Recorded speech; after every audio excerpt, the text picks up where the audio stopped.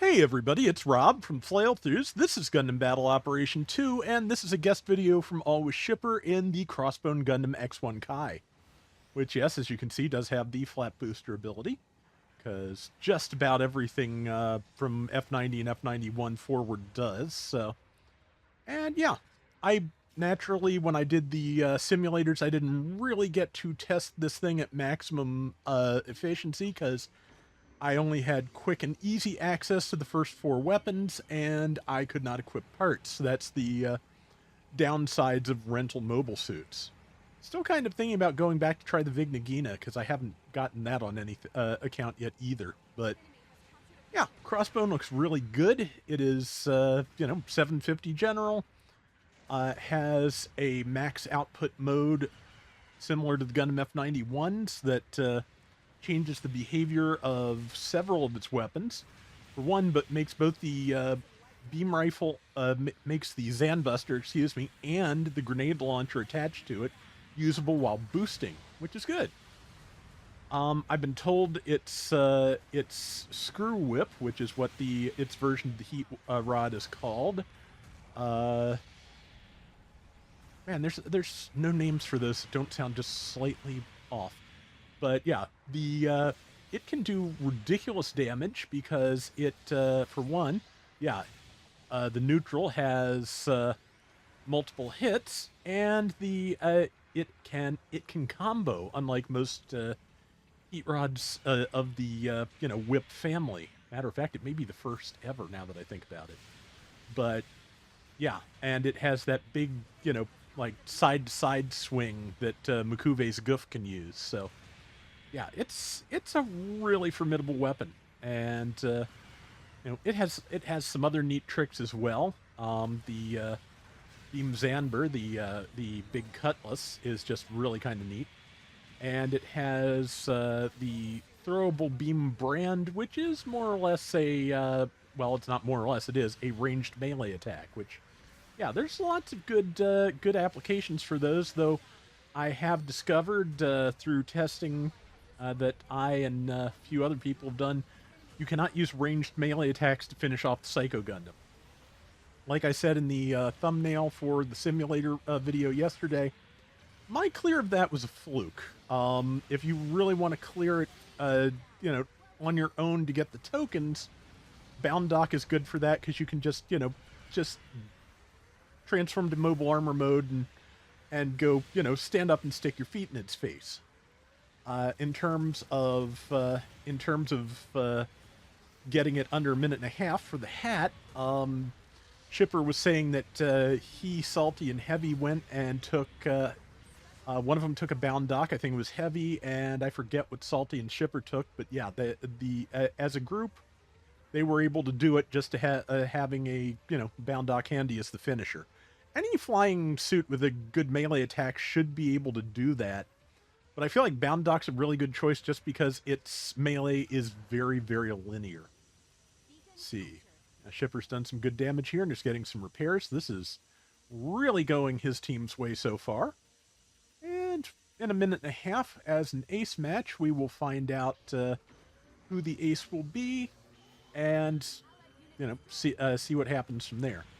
Of course, as I like to mention every time, at 3 minutes remaining, the person with the top score on each team becomes the ace, and then their kills and assists are worth triple points, and killing them is worth triple points to the enemy team.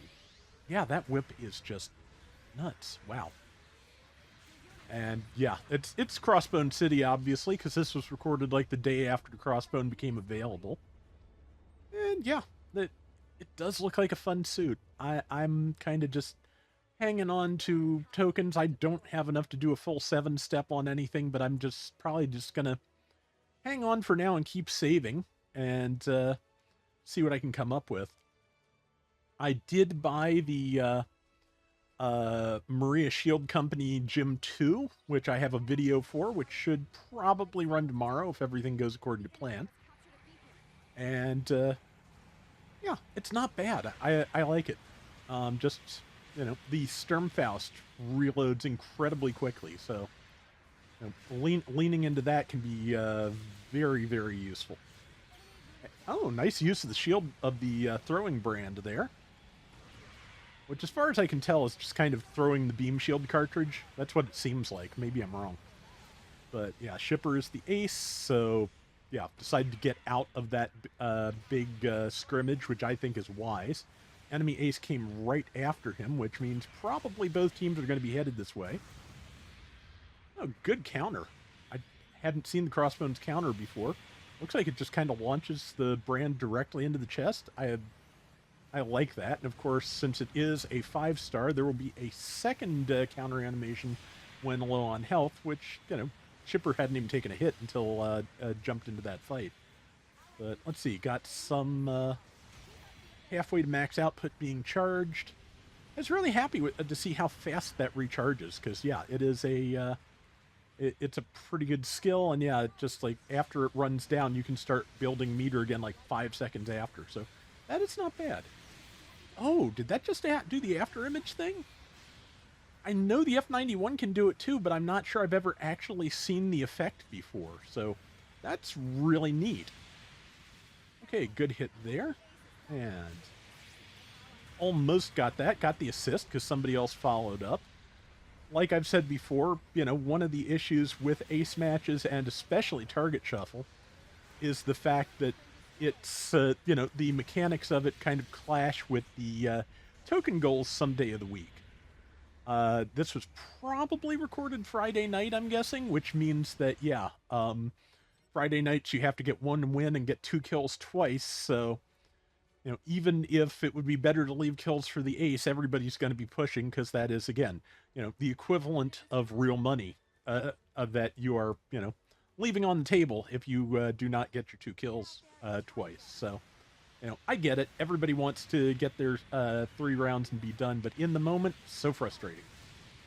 Good swing. I think somebody... Okay, no? Nobody else took it. Oh, I like the cartwheeling dodge roll, too.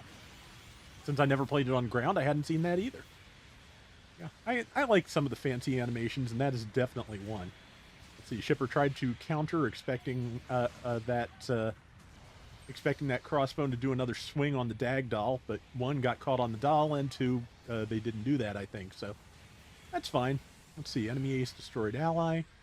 They are catching up, and at 750, you know, 6,000 points at 750, if the ace makes the kills, is not too bad. Now that the ace is out, unless they wipe the entire team plus Shipper, I don't see them winning this. Ooh, good use of the screw whip underneath the edge of the wing of the plane. That's a good move. Yeah, so this is a really nice suit, really capable. I hope I get it sometime, and I hope everybody who wants it gets it ultimately. But yeah, looking good.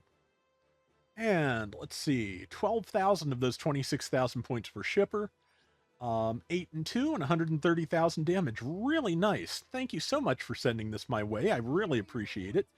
And that is going to do it for today's Gundam Battle Operation 2. We'll be back soon with more. Till next time, everybody take care and have fun. Later.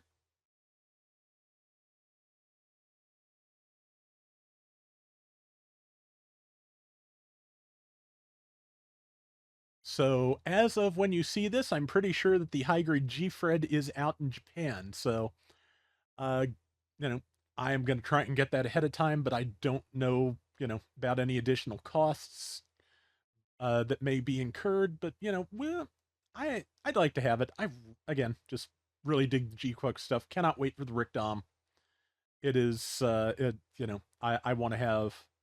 I don't think I need every color of every kit, but I would like at least every mold plus probably the White Gundam.